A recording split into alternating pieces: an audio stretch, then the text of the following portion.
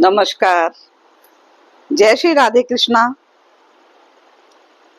मित्र बंधुओं और मेरी प्यारी माताएं बहनों, बेटियों बहुओं, बालक बालिकाओं, आज जो मैं विषय सुनाने जा रही हूँ आप सभी को, वह एक अटूट सत्य है। कैसा अटूट सत्य? जिसने जन्म लिया है उसकी मृत्यु अवश्यंभावी है। वो चाहे राजा हो चाहे रंक हो, कोई बच नहीं सकता। तो मेरा विषय है आज, मृत्यु एक सिलसिला है परिवर्तन का। मैंने जो इसको शीर्षक दिया है वो मृत्यु तो है, लेकिन एक परिवर्तन का सिलसिला है वह। तो आइए मैं विषय पर आती हूँ कि किस तरह से ये मृत्यु अटल सत्य है। परम तत्व परमात्मा, जिन्होंने एक से अनेक होने की भावना इच्छा प्रकट की और सृष्टि का निर्माण, सृष्टि का विस्तारण करते गए और साथ ही जन्म और मृत्यु का भी विधान बना दिया। हालांकि काफी समय पहले, युगों पहले, जो मृत्यु थी वो होती नहीं थी। वो बरसों बरस, आपने देखा ही होगा जब कथा पुराण वगैरह की होती हैं तो उसमें बताया जाता है वो 10,000 वर्षों तक जीवित रहे, वो इतने वर्षों तक, यानी उस समय जो जीवन था वो कई कई हजार लाखों वर्षों का था। खैर, मैं उस विषय पर ज्यादा नहीं प्रकाश डालूंगी, मैं अपने विषय पर आती हूँ। तो देखिए, मृत्यु मेरे अनुसार एक देह से दूसरी देह में जाने का परिवर्तन रूप है। हमारा आत्म तत्व जो ईश्वर अंश जीव अविनाशी चेतन अमल सहज सुख राशि, वो तो कभी नहीं मरता। नैनम छिन्दन्ति संत शस्त्राणि, है ना, भगवत गीता में भी ये कहा गया है। तो हमारा आत्म तत्व जो अविनाशी है वो तो कहीं नहीं जाता, कहीं भी नहीं मरता।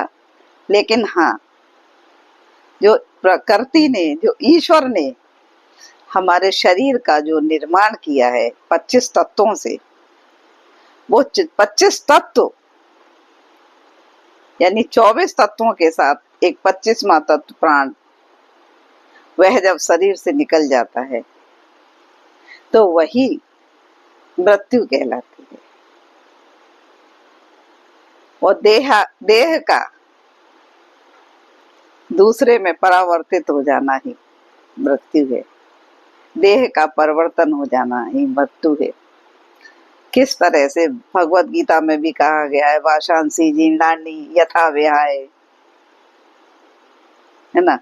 तो इस तरह से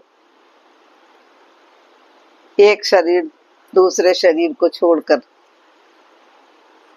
एक शरीर दूसरे शरीर में चला जाता है, जिस तरह से हम पुराने वस्त्रों को छोड़ देते हैं। बहुत गंभीर विषय है वो, लेकिन मैं शॉर्टली ही अपने विषय को प्रस्तुत कर रही हूँ आपके सामने। तो जब सृष्टि में एक से अनेक होने की प्रक्रिया प्रभु के द्वारा हुई तो सृष्टि बहुत रूपों में विस्तारित हो गई। जल थल, जलज, अम्बुज, स्थावर, जंगम और नर रूप, मानव रूप, राक्षस रूप, बहुत सारी तरह से पशु पक्षी, कीट पतंग, बहुत तरह की सृष्टि उनकी एक से अनेक होने की प्रक्रिया में हो गई। लेकिन प्रभु ने इन सभी के साथ साथ विधान बना दिया कि जिसने जन्म लिया है वह चाहे राजा हो, रंक हो, फकीर हो, चाहे राक्षस हो, चाहे साधु हो, चाहे सन्यासी हो, कोई भी रहने दो, उसका देह परिवर्तन, उसकी मृत्यु अवश्य ही होगी। यानी जिसने जन्म लिया है वह मृत्यु को अवश्य प्राप्त होगा। जब मौत का जो झपट्टा है ना, मौत का झपट्टा कई पहरों के बीच से उठाकर ले जाता है। इससे न राजा बच सकता है, न रंक बच सकता है, न देवता, न राक्षस, न साधु, न सन्यासी, है ना। तो हमको क्या करना चाहिए? हमको ये करना चाहिए कि मानव देह पाकर, जो बहुत ही देव दुर्लभ है, इसमें जिस परम तत्व ने हमको बनाया है उस परम तत्व का आराधन करें, उनका शुक्रिया अदा करें और अपने जीवन को सफल बना लें। प्रभु ध्यान में, प्रभु अर्चना में, प्रभु नाम में। तो देखिए, जिन्होंने हजारों हजारों वर्षों तक अजर अमर होने का वरदान पाया था वो भी इससे नहीं बच सके। क्यों? क्योंकि मृत्यु एक शाश्वत सत्य है। जैसा कि मैंने कहा कि मेरा मानना है कि मृत्यु एक रूपांतरण है, अर्थात वस्तु अथवा व्यक्ति का रूप परिवर्तन होना है। जब कोई मनुष्य मर जाता है यानी आत्म तत्व निकल जाता है तो वो शरीर तो यही रहता है, लेकिन आत्म तत्व निकल जाता है और उस शरीर की जो उस शरीर का जो विसर्जन करना पड़ता है। तो अलग अलग धर्मों में अलग अलग तरीके से, अलग अलग नियमों से उस शरीर को विसर्जन किया जाता है, क्रियाकर्म किया जाता है। जैसे कोई जलाकर करता है, कोई बहाकर करता है, कोई दफनाकर करता है। यानी ये शरीर जो हमारा है वो संसार के पंच तत्वों में विलीन हो जाता है।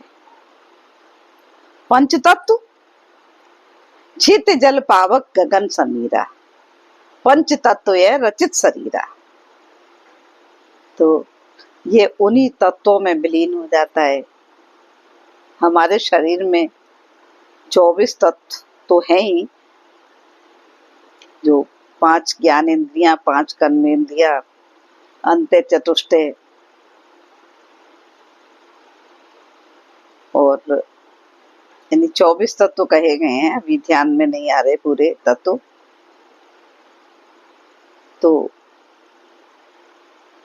उनके माध्यम वो सब विलीन हो जाते हैं इसी प्रकृति में, इसी सृष्टि में। जलाएंगे तो राख हो गया, राख राख मिट्टी में मिल गई, है ना। बहा दिया तो जल में हो गया, विलीन हो गया। दफना दिया तो फिर मिट्टी में ही मिल गया। तो इस तरह से इसकी क्रियाएं होती रहती हैं और फिर ये शरीर रूप परिवर्तित करके अंत्य चतुष्टय मन बुद्धि चित्त अहंकार के साथ चला जाता है एक सूक्ष्म रूप में, जिसको सूक्ष्म शरीर कहते हैं। हमारे 3 शरीर कहे गए हैं। स्थूल जो दिख रहा है, सूक्ष्म अंतर का, और एक कारण शरीर जो प्राप्त होता है हमको, किसी कारणवश हमको शरीर मिलता है। तो इस तरह से हमारा शरीर इन्हीं पंचतंत्रों में विलीन होके पुनः पुनः हमारे कर्मों के अनुसार इस संसार में जन्म लेता है और समयानुसार पुनः समाप्त हो जाता है। और इस तरह से ये प्रक्रिया अबाध गति से अनवरत चलती रहती है, ऐसी प्रक्रिया।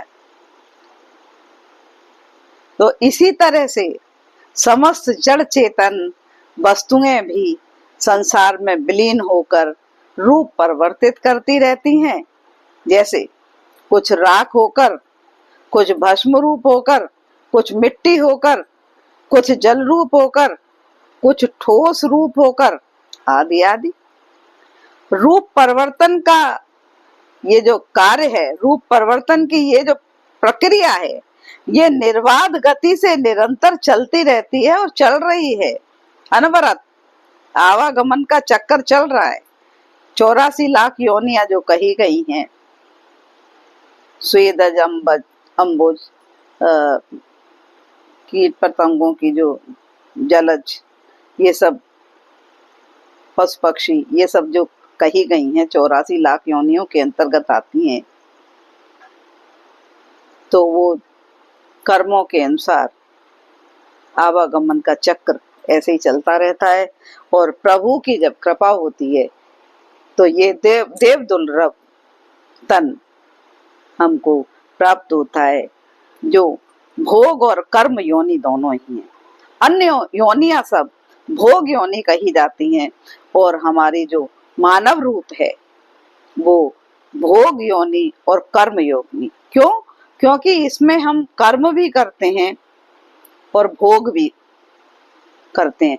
पूरी सृष्टि हमारे उपभोग के लिए है और हमें इस सृष्टि का किस तरह से उपभोग करना है, उपयोग करना है, ये हमको अपने विवेक बुद्धि से सोचना है, समझना है।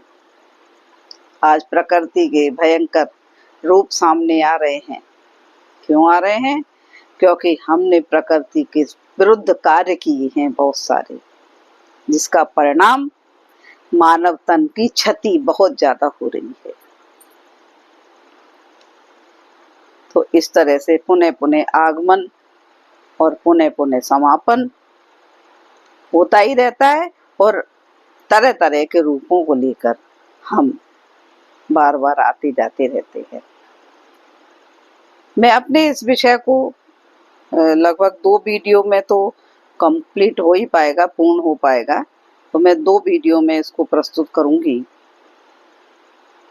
तो इस तरह से ये अबाध गति से चल रहा है हमारा जन्म मृत्यु का ये चक्र।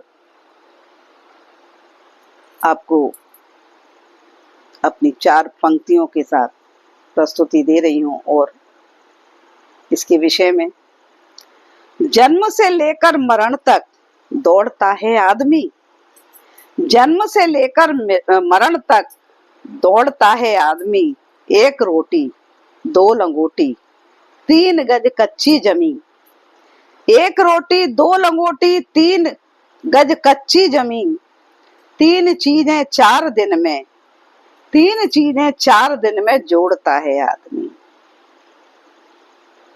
है यहाँ विश्वास कितना, है यहाँ विश्वास कितना आदमी की मौत पर, मौत के हाथों सभी कुछ छोड़ता है आदमी, मौत के हाथों सभी कुछ छोड़ता है आदमी।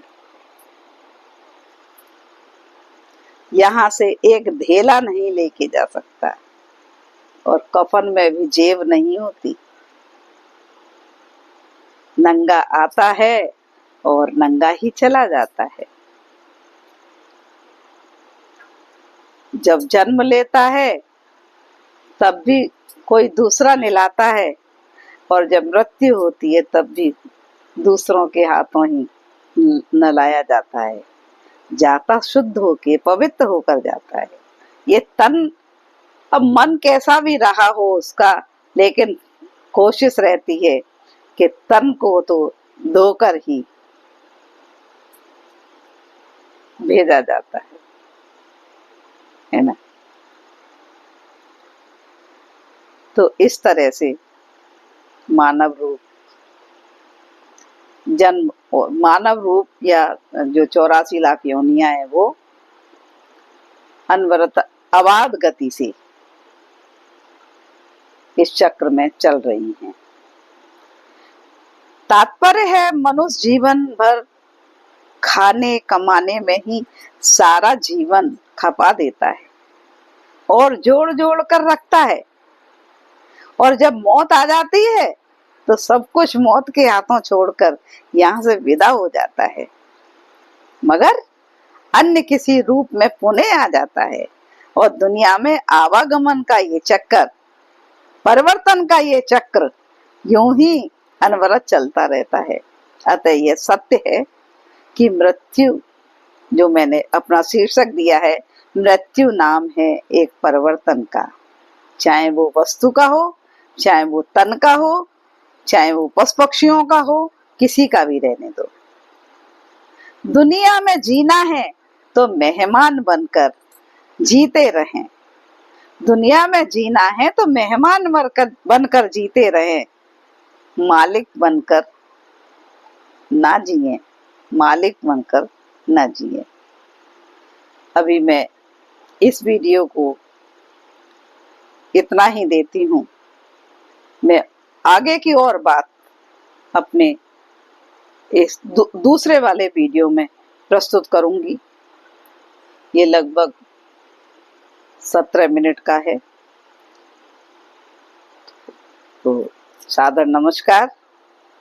मेरा ये वर्णन आपको कैसा लगा, ये आप अवश्य ही अपने लाइक कमेंट में दीजिएगा और सब्सक्राइब कीजिएगा। जो नए मेरे सदस्य आए हों, नए मेरे मित्र हों, वो सब्सक्राइब अवश्य करें। धन्यवाद। मैं अभी इस पार्ट को यहीं पर समाप्त करती हूँ। अब अगले पार्ट में मैं अपनी आगे की ओर भावना व्यक्त करूंगी। धन्यवाद।